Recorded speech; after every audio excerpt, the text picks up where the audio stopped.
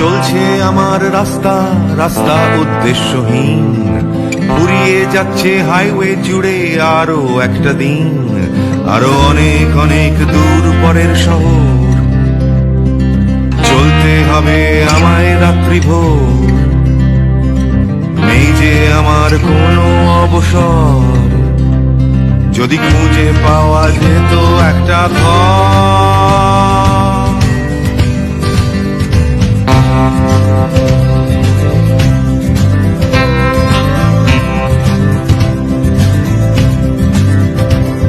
আমি বেরিয়ে পড়েছিলাম ফেলে হাজার পিছু টান, ছিল না গন্তব্য শুধু ছিল অনেক গান।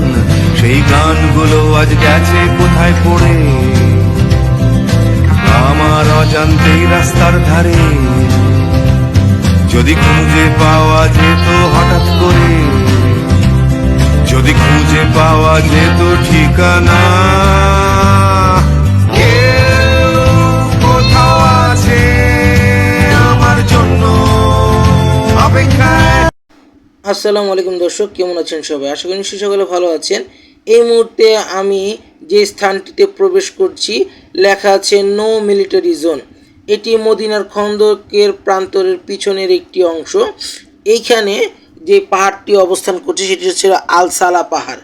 বলে রাখা ভালো, খন্দকের যুদ্ধের পর রাসূল সাল্লাল্লাহু আলাইহি সাল্লামকে যখন 3 দিনের বেশি খুঁজে পাওয়া যাচ্ছিল না, তখন ওমর রাদিয়াল্লাহু তাআলা এবং আবু বকর রাদিয়াল্লাহু তাআলা তারা খোলা তরবারি হাতে তাদেরকে খুঁজতে বেরিয়েছিলেন এবং একজন সাহাবীর মাধ্যমে জানতে পারলেন যে রাসূল সাল্লাল্লাহু আলাইহি সাল্লাম এদিকেই অগ্রসর হয়েছেন।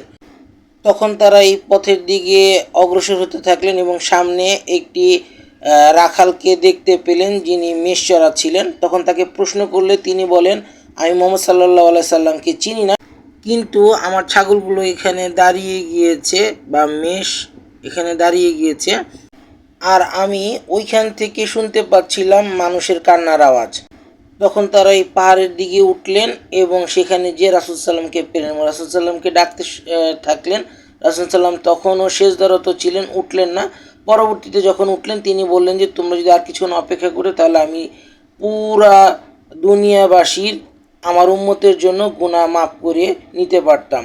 তো এই সেই স্থান, তা আমরা দেখতে এসেছি। দেখতে পাচ্ছেন বহু মানুষজন এখানে আসছেন, দেখছেন, এবং আমরা দেখতে পাচ্ছি উপরের দিকে